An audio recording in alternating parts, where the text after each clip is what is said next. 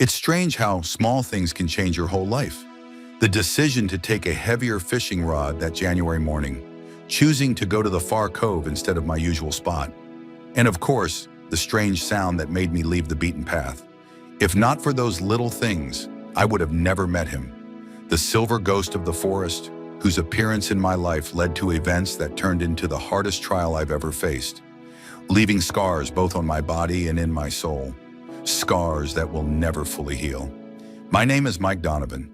15 years ago, I traded noisy Vancouver for a quiet cabin on the shore of Wildwood Lake, deep in British Columbia.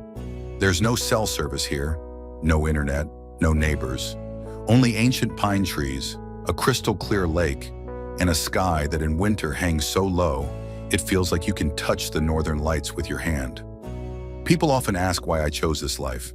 At first, I used to say something about loving nature and the peace of solitude. Now I just shrug. After my divorce from Carol and the injury that forced me to leave my job in the rescue service, this place became my shelter, my healing. The only thing I regretted was the distance this choice created between me and my son Tommy. Every summer he came to stay with me for a month, and every winter I counted the days until his visit during the Christmas holidays. But between those visits, there was an emptiness nothing could fill. That winter was especially harsh. The temperature had stayed around -4 degrees Fahrenheit for 3 weeks, and the wind cut to the bone. But strangely, the lake ice still hadn't become fully reliable. That was a problem for me. The best fishing was always on the far shore, which I reached by boat in summer and by crossing the ice in winter.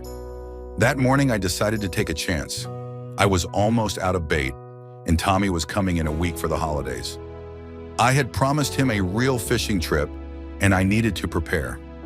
I grabbed my auger, tackle, and a backpack with supplies and headed across the lake. I remember the sun barely shining through the thick clouds, casting strange bluish shadows on the ice. The frost bit my cheeks, and my breath turned into silver clouds of vapor.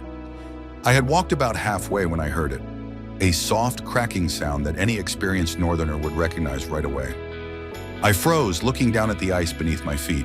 A web of thin cracks was spreading with every breath I took. "Damn," I muttered, carefully shifting my weight from one foot to the other. It was too late to go back. Just ahead, maybe 100 yards away, was a stretch of solid ice that I could tell by its deeper blue color. Slowly, with my arms stretched out for balance, I started moving forward. 10 steps, 20, 30. The ice kept cracking, but it held. When there were less than 30 yards left to the safe area, I saw a dark patch ahead. At first, I thought it was just a shadow from a cloud, but then I saw the shape, a hole in the ice, and not a small one. I cursed under my breath. Now I would have to go around it, risking a fall with every step. I was just about to turn right when something in that hole caught my attention. Some kind of movement, too weak to be from wind or current. Squinting, I saw what made me forget about my own safety. In the icy water, holding onto the edge of the hole, was a large animal. It was a wolf. Its silver gray fur was stuck to its body, which looked unnaturally thin in the freezing water. Its head was tilted back, eyes closed. But most important, its front paws were still gripping the edge of the ice, which meant it was alive and still fighting. I don't know what came over me. Maybe it was old rescue instincts kicking in, or maybe I just couldn't stand there and watch a living being slowly die under the ice. I pulled a rope from my backpack, something I always took with me, a northern habit, and started carefully crawling toward the hole, spreading out on the ice to keep my weight even. "Hang in there, buddy," I muttered, even though I knew the wolf couldn't hear me. "I'm almost there." Once I got close enough to throw, I made a loop at the end of the rope. I had to get it around the wolf's head or neck to pull him out without getting too close to the edge. The first throw missed. The loop slipped off the wet fur. The second time was better. I gently tightened the loop and began to slowly, inch by inch, pull the wolf from the deadly trap. The ice was cracking louder and louder. At one point, I was sure we would both end up in the water, but I kept pulling. When the front part of the wolf's body made it onto the ice, the animal gave a weak twitch, a sign of life that gave me strength. After a few more minutes of painful effort, the wolf was fully out of the water. He was unconscious but breathing. I could see his chest slowly rise and fall. Now came the hardest part, getting him to the shore. Leaving the wolf here would mean certain death from the cold, but dragging that much weight over thin ice was crazy. I decided to find a middle ground. I made a makeshift sled out of my jacket, laid the wolf on it, and slowly started moving toward the shore, picking the safest path I could find. I don't know how long it took, maybe an hour, maybe two. The sun was already sinking toward the horizon when I, soaked, freezing, but strangely satisfied, finally dragged my unusual burden to the cabin. Only inside, in the warm glow of the kerosene lamp, was I able to really get a good look at the animal I had rescued. He was a large male, not young anymore, but not old either. Once the ice had melted off his fur, I saw it was a rare silver-gray color, almost white around the back of his neck. Unusual for this region, where wolves are usually darker. But what struck me most were his eyes. He opened them briefly as I laid him near the stove. Light amber, almost golden, with tiny black flecks, like a starry sky on a winter night. "What am I going to do with you, buddy?" I muttered while rubbing his body with a towel. "You know this isn't a zoo, right?" Funny thing is, it never even crossed my mind to carry him back into the forest, half alive. That would have been like saving a person from a frozen lake and then kicking him out into a blizzard. That evening, I made him a place in the corner, far enough from the stove so the sudden heat wouldn't hurt him. I cut away some fur around a small wound on his side that I had noticed while checking him. It looked like he hadn't fallen into the ice by accident, but had been running from something or someone. I cleaned the wound with antiseptic and bandaged it. The whole time, the wolf was in a strange, half-conscious state. He didn't resist, but he didn't seem totally helpless either. "Listen," I told him as I finished the bandage. "Once you're better, you'll have to go back to the forest. I can't keep a wolf in the house, especially not when my son arrives." Of course, the wolf didn't answer, but I thought I saw a hint of understanding in his eyes. A couple of hours later, he drank water from my hand and even ate some boiled meat I offered him. Then he closed his eyes and seemed to fall asleep. I sat in a chair across from him, not wanting to leave him unsupervised. My hand kept reaching toward the rifle hanging above the door. Just an instinctive reaction to having a predator nearby. But at the same time, I felt a strange sense of calm as I watched the sleeping wolf. There was something in him that wasn't just animal, something almost wise? I couldn't find the right word. I just remember thinking that one day I'd tell Tommy this incredible story, if, of course, the wolf had already gone back to the forest by the time he arrived. The wolf stayed in my cabin for 3 days. During that time, he grew stronger. The wound started healing, and his appetite became just like that of a healthy animal. I knew I'd have to let him go soon. It was too dangerous to keep a wild predator in the house. And besides, Tommy's arrival was getting close. On the 4th morning, I woke up and saw my strange guest sitting by the door, watching me with his golden eyes. I understood right away. He was ready to leave. "Already missing your pack, huh?" I asked, opening the door. "You'll find your way home?" The wolf slowly stepped out onto the porch, paused, looked back at me as if saying goodbye, then trotted off toward the forest. At the edge of the woods, he stopped, turned around, and let out a short, almost melodic howl.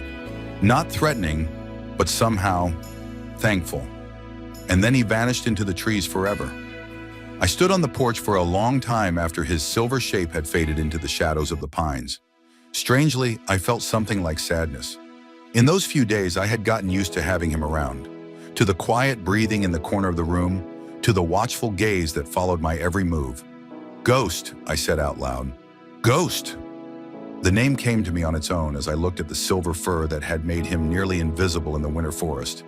Tommy arrived 3 days later, and life went back to normal. We went fishing, I taught him how to read animal tracks, and in the evenings we played chess by the stove. But I kept catching myself listening for sounds outside, glancing out the window as if expecting to see that familiar shape. "Dad, you're acting weird," Tommy said on the 5th day. "You keep looking out the window. Are you waiting for someone?" I smiled and tousled his hair. "No, just an old habit. Staying alert in the forest. That's how you stay alive." That same evening, I told him the story about the wolf I'd pulled from the frozen lake. Tommy's eyes lit up with excitement. "You really had a real wild wolf in here, in this cabin?" he asked in disbelief. And he didn't try to eat you? No, he was different, I said, choosing my words carefully.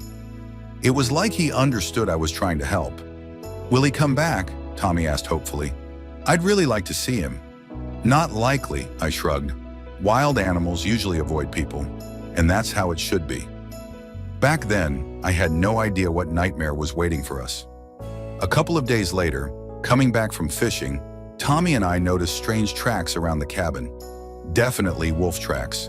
And the day after that, while I was chopping firewood and Tommy was gathering kindling, a silver shadow flashed at the edge of the forest and made us both freeze. Dad, Tommy whispered, that's him, right? Your wolf. Probably, I replied just as quietly, not taking my eyes off the woods. But he's not my wolf. He belongs to himself. The wolf stood at the forest's edge, half hidden in the shadows of the pines. But I recognized him immediately by his silver fur and proud posture. He didn't come any closer, just watched us. There wasn't a trace of aggression in his stance. Can I go closer? Tommy asked, tugging at my sleeve. No, I said firmly. Even if he remembers me, he's still a wild animal. He needs his space. Tommy agreed reluctantly, but from that day on, the first thing he did every morning was run to the window to check if the wolf had returned. To his joy, Ghost, that's what I kept calling him in my mind, started showing up more often. Sometimes we'd spot him at the edge of the trees. Sometimes we'd only see his tracks around the cabin. One morning, we even found a field mouse left on the porch. A gift, no doubt. Tommy was thrilled by these visits. I was a little worried, but secretly I felt glad too. About a week later, something happened that made me look at our strange bond with the wolf in a new way. A park ranger named Rick Hansen stopped by to check how I was doing in the harsh winter. Rick was a good guy, but he had very traditional views about wildlife. I tracked a big silver wolf around your area, he said, warming his hands on a mug of coffee. Strange animal, comes too close to human places. Might be dangerous. I tensed up. You're not planning to hunt him, are you? Rick shrugged. If he becomes a threat, I'll have to. Some hunters from the village across the lake have already filed complaints. They say he's watching them. That wolf isn't threatening anyone, I replied. He's just curious. Rick gave me a suspicious look. Do you know something about him, Mike? I hesitated, unsure if I should tell the rescue story, but in the end, I figured the truth might help. I pulled him out of an ice hole a couple of weeks ago, I admitted. He was close to death. I kept him at my place for 3 days until he got stronger. Since then, he shows up nearby now and then, but he's never acted aggressive. Rick whistled. Damn, Mike, you brought a wild wolf into your house? Are you out of your mind? What if he had attacked you in your sleep? He didn't, I said firmly. He had the chance, but he chose to leave peacefully. Look, Rick, I know it sounds strange, but this wolf is different. It's like he's grateful. Wolves don't feel gratitude, the ranger cut in. They're wild animals. They act on instinct, not emotions. Then how do you explain him bringing us prey and never showing aggression? Tommy chimed in. He'd been quietly listening the whole time. Rick just shook his head. Listen, Mike, I respect your concern for wild animals, but for your safety, especially your boys, stay away from that wolf. Don't feed him, don't attract him. Let him live in the woods where he belongs. After Rick left, Tommy and I sat in silence for a long time. I knew Rick was right from a logical point of view, but something inside me resisted the idea that Ghost was just a wild animal following instinct. Dad, Tommy finally said, breaking the silence, you're not going to let the ranger kill our wolf, right? I sighed heavily. He's not our wolf, Tommy, and I can't stop the ranger from doing his job. But Ghost isn't hurting anyone. It's not fair. I looked at my son, surprised by the strength of his emotions. In just a few days, he'd become attached to a wolf he'd only seen a few times. And who was I to judge? I felt the same strange bond with that silver ghost of the forest. Listen, I said, placing a hand on Tommy's shoulder. I'll talk to Rick again. I'll ask him to give us time. If the wolf stays out of trouble, maybe they'll leave him alone. The next morning, we woke to a strange sound, a soft scratching at the door.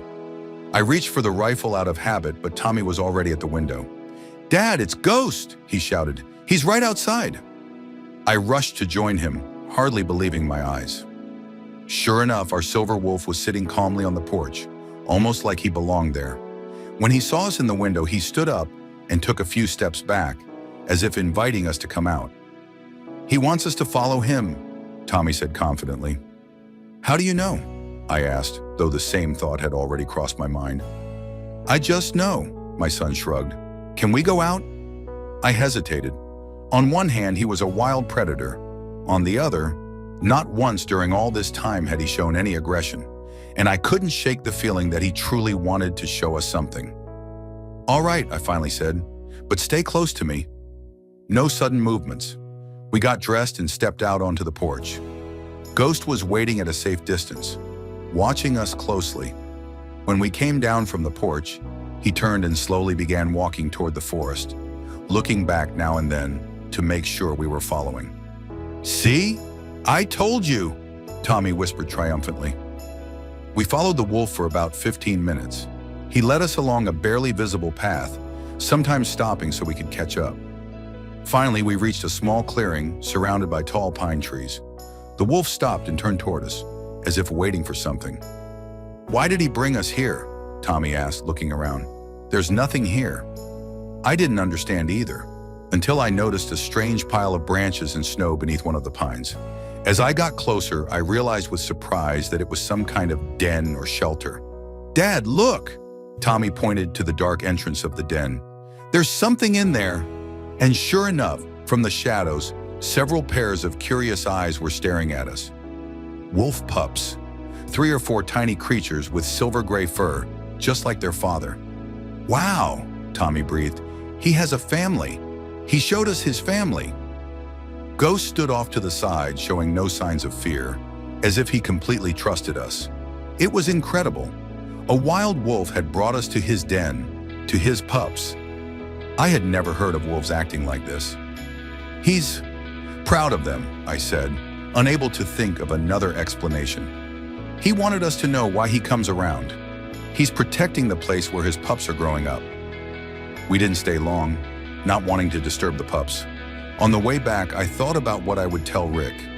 Now I understood why Ghost was so attached to this area and why he watched the hunters. He was protecting his family. And judging by the absence of a female wolf near the den, he might be doing it all alone. That same day, I went to see Rick and told him everything, except the exact location of the den. I saw the doubt on his face, but in the end, he agreed to give the wolf a chance. "But if there are complaints about attacks, Mike, I won't be able to ignore it," he warned. I nodded, knowing that was the best I could hope for. The next few days passed peacefully. Ghost showed up every morning, as if checking to make sure everything was okay, and then disappeared back into the woods. Tommy even started leaving food for him, leftovers from dinner or fish we had caught. To my surprise, the wolf accepted the offerings, although I tried to explain to my son that feeding wild animals isn't a good idea. Trouble came from where we least expected it. One day, I decided to show Tommy a beautiful spot a few miles from the cabin. A small waterfall that in winter turned into a fantastic ice sculpture. We left early in the morning, taking food, warm clothes, and a flare gun, just in case. It was a perfect day, sunny, calm, with a light frost. Tommy was thrilled by the hike, by the way I was teaching him to read tracks in the snow, and by the stunning views from the high cliffs. At the waterfall, we had a picnic and admired how the sunlight danced through the icicles. "Look, Dad," Tommy suddenly said, pointing to the opposite bank. "There's someone over there." I squinted in the direction he was pointing, and a chill ran down my spine. On the slope of a hill, partially hidden by bushes, stood a huge black bear. In our area, seeing a bear in winter was rare. They usually stay in their dens until spring, but sometimes hunger or some disturbance drives them out early, and those winter bears are especially dangerous. Hungry, irritable, aggressive. "Don't move," I said quietly to Tommy. "Slowly hand me the flare gun from the backpack." But it was too late. The bear had noticed us and was already starting down toward the river, sniffing the air. He looked emaciated. His fur hung in clumps from his sides and his eyes had a wild, unhealthy shine. Cold sweat broke out on my back. This was the worst-case scenario. "Tommy," I said as calmly as I could, "when I tell you, start slowly backing up toward the trail. Don't run, don't shout, just move slowly." The bear had crossed the river and was now on our side, about 50 yards away. He stood up on his hind legs, sniffing again, and I realized with horror that the smell of our food had caught his attention. "Now," I said, pulling out the flare gun. "Back up slowly." Tommy began to step back, but his foot slipped on an icy rock. He fell, crying out in pain. The bear instantly reacted to the noise and movement, dropped back onto all fours and started toward us, lumbering heavily but terrifyingly fast. "Don't move!" I shouted to Tommy as I raised the flare gun. There was a loud bang, and a bright red flare shot into the sky. Normally, that would be enough to scare off any wild animal, but this bear was either too hungry or too mad. He froze for just a moment, then kept coming, now growling. I fumbled to reload the flare gun, knowing we had only seconds left. "Tommy, behind me," I ordered, trying to shield my son with my body. The second shot, another red flash, lit the sky. The bear flinched for a moment, then, as if overcome with rage, stood on its hind legs and let out a deafening roar. I knew there wouldn't be a third shot. The bear was too close now, and I wouldn't have time to reload. Tommy and I began slowly backing toward the trees, not taking our eyes off the furious animal. My hand instinctively reached into my pocket for the knife, a pathetic defense against 700 pounds of muscle and claws. But it was all I had. When the distance between us shrank to just a few yards, I realized running was pointless. The bear would catch us in seconds. Our only chance was to make as much noise as possible, to try to scare him off. I grabbed a nearby branch and started banging it against the trunk of a tree, shouting at the top of my lungs. Tommy immediately understood what I was doing and joined in, hitting a metal cup against some rocks. For a second, it seemed like it might work. The bear stopped, clearly confused by the sudden noise. But then, like in a nightmare, he started moving toward us again, faster this time. I knew we had lost. The only thing I could do now was buy Tommy a few extra seconds by drawing the bear's attention to me. "Run to the big cedar and climb up," I whispered to my son. "I'll distract him." "No, Dad!" Tommy's eyes were full of fear. "Do what I say," I shouted, stepping forward, waving the branch. "Hey, Furball! I'm right here, come on!" The bear actually turned its focus to me, and I started backing away, trying to lead him away from Tommy. Out of the corner of my eye, I saw my son limping toward the tree and starting to climb. At least he would be safe. As for me, I'd do what I could. I couldn't say how long that standoff lasted. Maybe a minute, maybe 5. I kept retreating, waving the branch, trying to keep as much space as I could between myself and the bear. He followed me, sometimes speeding up, sometimes slowing down again, almost like he was playing with his prey. I could hear Tommy shouting in the distance, but I couldn't let myself be distracted. At some point, the bear seemed to grow tired of the game. He suddenly charged forward, closing the gap fast. I threw the branch aside, it was no use now, and pulled out the knife, knowing this was my last line of defense. The bear was so close I could smell his hot, foul breath, see the yellow teeth bared in his open mouth. In another second, he would lunge at me, and then something happened that I never expected. Like a silver lightning bolt, a fast shadow shot out from behind the trees and slammed into the bear's side. Ghost! The magnificent silver wolf leaped at the bear's neck, growling furiously. The bear roared in pain and shock, trying to shake off the attacker. But the wolf held on tightly, tearing at him with sharp fangs. I stood frozen, in shock, unable to believe what I was seeing. It was incredible. A wolf, alone, attacking a bear many times his size. But even more incredible was the fact that Ghost seemed to be doing it to protect us. The bear and the wolf circled each other in a deadly dance, one trying to strike with powerful paws, the other dodging and attacking again, going for the throat and the eyes. Blood stained the snow red. I knew how this would end. Ghost couldn't hold out long against such a massive opponent. As if hearing my thoughts, 3 more silver shadows appeared from the forest. Wolves from Ghost's pack, coming to help their leader. Now the bear was surrounded, attacked from all sides. Not even such a powerful beast could withstand the coordinated assault of a wolf pack. A few minutes later, it was over. Wounded and bloody, the bear limped off into the forest, chased by two of the wolves. Ghost and another wolf stayed behind, breathing heavily, watching to make sure the danger was gone. Only when he was sure we were safe did Ghost turn to us. "Dad, are you okay?" Tommy had already climbed down from the tree and was running toward me, limping. "I'm fine," I replied, my eyes still on the wolf. "Thanks to our friend." Ghost stood a few yards away from us, breathing heavily, blood staining the fur on his side, a slash left by the bear's claws. In his golden eyes, I saw something I never expected to see in a wild animal. Awareness, determination, and, yes, maybe even nobility. "Thank you," I said quietly, knowing he wouldn't understand the words, but hoping the tone of my voice would carry my meaning. "You saved us." The wolf lowered his head slightly, as if in acknowledgement, then slowly turned and walked into the forest. The second wolf followed, and soon they both disappeared among the trees. "Will he come back?" Tommy asked as we walked back to the cabin, still shaken by what we had just lived through. "I don't know," I answered honestly, "but if he does, we'll be ready." That night we didn't sleep. We lit every lamp, added extra wood to the stove, and I treated Tommy's bruised leg, thanking every god I could think of that it all ended with just fear and a few bumps. "Why do you think he did it, Dad?" Tommy asked as we sat by the stove, staring into the fire. "Why would Ghost risk his life for us?" "I think it was a kind of gratitude," I said slowly, choosing my words. "I saved his life, and he returned the favor. But it's more than just a debt.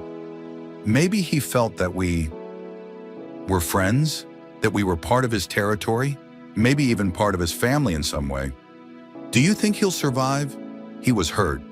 "Wolves are tough creatures," I said, though I was worried too. "And he has a pack now.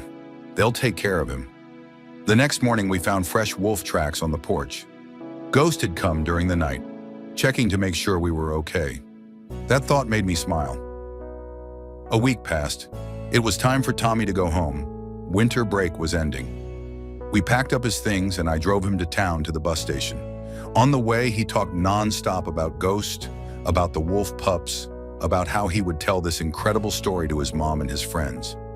"They're not going to believe me," he sighed when we said goodbye at the station. "It doesn't matter if they believe you or not," I smiled, hugging him. "What matters is that it really happened, and you know the truth." When I returned to the cabin, the first thing I did was follow the familiar trail to the wolves' den. I didn't go too close. I just wanted to make sure Ghost was okay. To my relief, I spotted the silver figure on the hillside. The wolf was watching over his territory. When our eyes met, he lifted his head and gave a short, welcoming howl. I raised my hand in return. Many years have passed since then. Tommy grew up, finished college, and became a biologist studying wild animals. Probably not a coincidence. That meeting with Ghost left a deep mark on his heart. I still live in my cabin on the shore of Wildwood Lake, though I don't venture down the long trails as often anymore. Ghost has grown older too. His silver coat has turned nearly white, his movements slower, but he still shows up sometimes as if to check on me. He sits at the edge of the forest, watching with those wise golden eyes, then disappears into the trees, the ghost of the northern woods who once saved our lives. I never tell this story to strangers. Most would think I'm just an old man who's lived too long alone in the forest. But sometimes when Tommy visits with his family, we sit by the campfire in the evening, and I tell this story to his kids. And when a distant wolf's howl echoes from the woods, we all fall silent, listening. Because we know, among those voices, there's one that's special. The voice of a friend who taught us that sometimes the line between man and wild animal is thinner than it seems. And that kindness, loyalty, and friendship are understood by all creatures, no matter what language they speak. It's strange how small things can change a life. The decision to help a drowning wolf, the choice to trust a wild animal, and that one brief moment between life and death when a silver shadow leapt out of the forest to protect those it had come to see as its own. All those little things came together to form a story I will carry with me for the rest of my life. The story of a wolf named Ghost, who became not just a rescued animal, but a true friend.